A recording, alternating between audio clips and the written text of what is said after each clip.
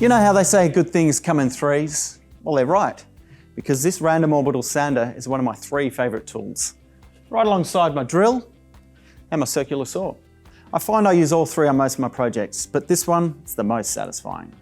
And they all use the same ONE+ batteries. This sander is so versatile, and it's smaller than the previous model, so it's even easier to control. It also oscillates faster than the previous model, for quicker results. It has these overmold bumpers that reduce vibration, which you'll appreciate if you've got a lot of little jobs to sand, or a large job, like this table. But I also reach for it when I have to remove splinters and rough edges from pieces of timber I've just cut, like for this planter.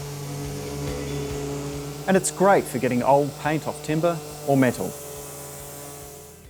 The random orbital action makes overlapping circles for more efficient sanding, without the obvious swirl marks in the surface. So what you get is a really smooth surface that makes painting and staining a breeze.